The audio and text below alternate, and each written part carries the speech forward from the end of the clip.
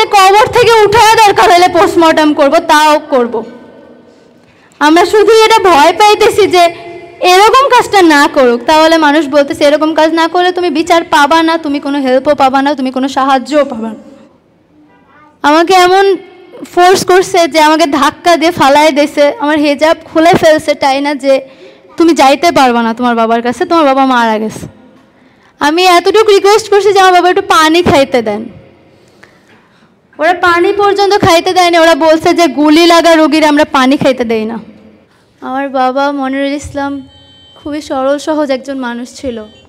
সে কখনো কোনো রাজনীতি কোনো কিচ্ছুতে জড়িত ছিল না, খুবই সাধারণ ছিল।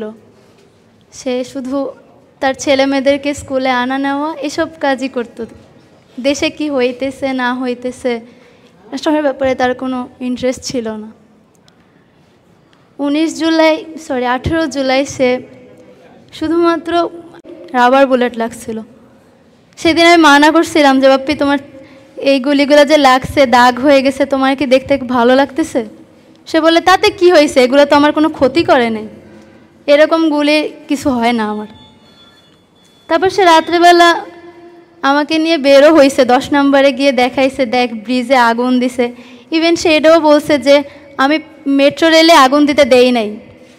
আমাকে ছাত্ররা স্যালুট করছে যে আঙ্কেল আপনাকে একমাত্র গার্ডিয়ান হিসেবে পাইছি, আপনি আমাদেরকে গাইডলাইন দিতেছেন, আর কেউ আসে নাই, আর কেউ হয়তো খাবার নিয়ে আসছে কিন্তু আপনার মতো সরাসরি যোগ দেয় নাই।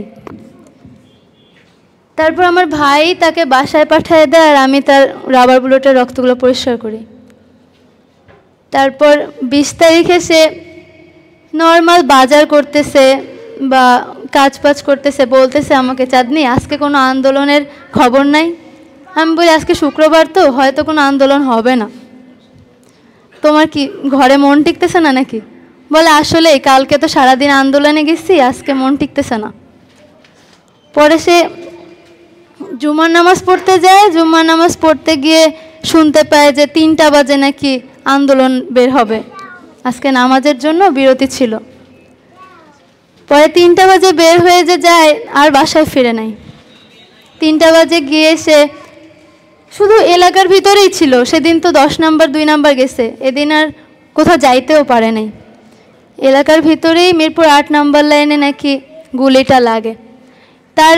তার গুলিটা লাগে 7:30 মিনিটে, কিন্তু ঠিক 5টার দিকে আমি আর আমার ছোট বোন ফুচকা খেতে বের হই। তখন আমার ছোট বোন আমার বাবাকে ডাক দিছে বাপ্পি বাসায় চলো, কিন্তু বাপ্পি রাজি হয় নাই। বাপ্পি বলছে যে আমি গুলি দেখব, তোরা যা। আমরা অনেক টানাটানি করছি কিন্তু সে যায় নাই। আমি জানি না কিসের জন্য যায় নাই, মানুষ বলছে আজরায়েল নাকি তাকে রাইখা দিছে। তারপর নাকি সে মাগরিবেও নামাজ পড়ছে আর বের হয়েছে, সাথে সাথে তার মাথায় গুলি করে আর গুলিটা তার কান দিয়ে বের হয়ে যায়। ঠিক তার মানে আমরা কেউ জানতাম না, এলাকার মানুষ এসে দৌড়ায় বলতেছে যে মাথায় গুলি লাগছে, মনির ভাইয়ের মাথায় গুলি লাগছে। কথাটা বিশ্বাস হইতেছিল না, কারণ আমার বাবা তো এলাকার ভিতরে ছিল, এখানে গুলি কে করবে তাকে। আমার আম্মু অনেক আগে থেকেই অসুস্থ, মেন্টালি হোক আর ফিজিক্যালি সব দিক থেকেই অসুস্থ। আমার আম্মু বিশ্বাসই করে নাই। আমি একা এতটুকু মানুষ আমার বাবাকে নিয়ে আলোক হাসপাতালে গেছিলাম। আমার বাবা আমার ভাই কেউ বাসায় ছিল না, আমার আম্মু তো অসুস্থ আগে থেকে। আমি যাওয়ার পর ডাক্তারদের কাছে খালি রিকোয়েস্ট করছি যে আমার একটু চিকিৎসা করেন, আমাকে একটু বলেন কি সমস্যা হয়েছে। আমাকে এমন ফোর্স করছে যে আমাকে ধাক্কা দিয়ে ফালাই দিয়েছে, আমার হিজাব খুলে ফেলছে, তাই না যে তুমি যাইতে পারবা না তোমার বাবার কাছে, তোমার বাবা মারা গেছে। আমি এতটুকু রিকোয়েস্ট করছি যে আমার বাবা একটু পানি খাইতে দেন, ওরা পানি পর্যন্ত খাইতে দেয়নি। ওরা বলছে যে গুলি লাগা রোগীর আমরা পানি খাইতে দেই না। তারপর আমি ডাক্তারদেরকে ধাক্কা মেরে পানি খাওয়াইছি, কিন্তু পানিটার মুখে যায় নাই। তার রক্ত আমার হাতে শরীরে পুরো, আমার শরীর ভরে গেছে। তা হসপিটালের ফ্লোর রক্তাক্ত হয়ে গেছে। যেখানে যে স্টাফগুলো ছিল তারা একটাই মন্তব্য করতেছিল যে এই মেয়েটা বেয়াদব, এই মেয়েটা অনেক বাড়াবাড়ি করতেছে, এখানে তো কত মানুষ মারা গেছে, এই মেয়েটা কেন এত বেয়াদবি করে। এই রুগীর দ্বারা হসপিটালে পরিষ্কার করতে করতে আমরা হয়রান হয়ে যাইতেছি, তবু রক্ত কেন থামে না। তো আমার বাবার এটা আমাদের তো সহ্য করা, তাও আমরা বড় হয়েছি, আমাদের সহ্য করা আমারই সহ্য হয় না, কারণ আমার বাবা ছিল না, যেটা সত্যি কথা। আমার বন্ধু ছিল, আমার বাবা আর আমি বন্ধুর মতো আন্দোলনের জিনিসগুলো দেখতাম আর আলোচনা করতাম, অনেক এক্সাইটেড হয়ে আলোচনা করতাম। এমনকি আমিও গেছিলাম আমার বাবার সাথে, কিন্তু আমার বাবা আমার লাস্ট মোমেন্টে আর রাখে নাই।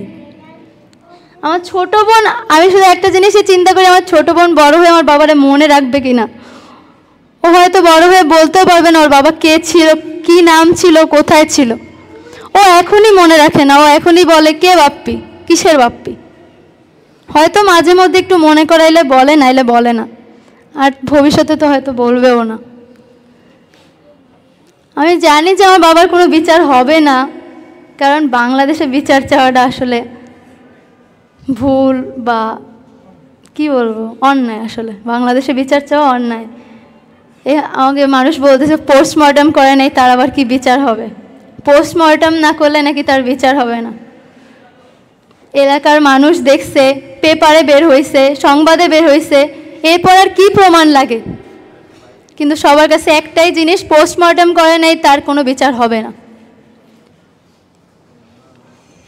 সবাই দোয়া করবেন। আর আমি চাই শুধু বাংলাদেশ ন্যায় বিচারের দেশ হোক।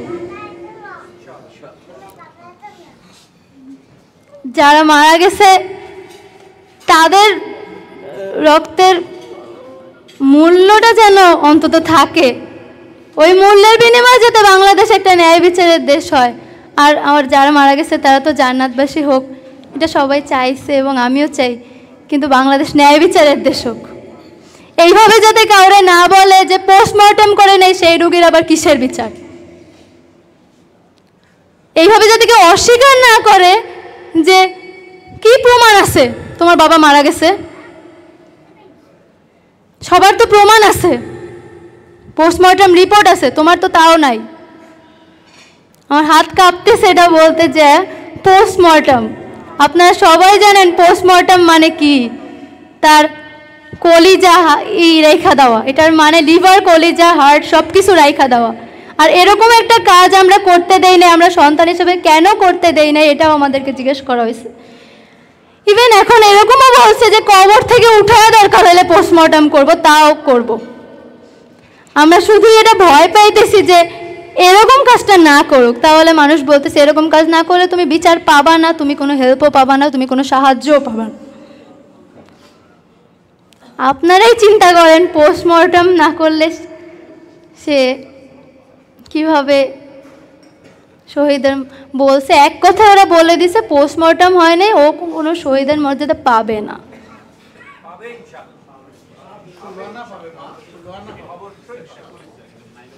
আমার ছোট বোনটার জন্য একটু দোয়া করবেন, ওকে যেন আমরা বড় করতে পারি। আমরা দুইজন নিজেরাই ছোট, তবু ওকে যাতে বড় করতে পারি। আমার বাবা অনেক স্বপ্ন ছিল শুধু আমাদের তিনজনকে নিয়ে, যে ওরা বড় হোক। আমার বাবা কোনো রাজনীতি করতো না, দেশ করতো না, কোনো ঝামেলায় কোনো দিন জড়ায় নেই। তার খালি স্বপ্ন ওই একটাই, এই তিনটা খালি মানুষ হোক। সবাই দোয়া করবেন। আসসালামু আলাইকুম। ইনশাআল্লাহ বিচার হবে।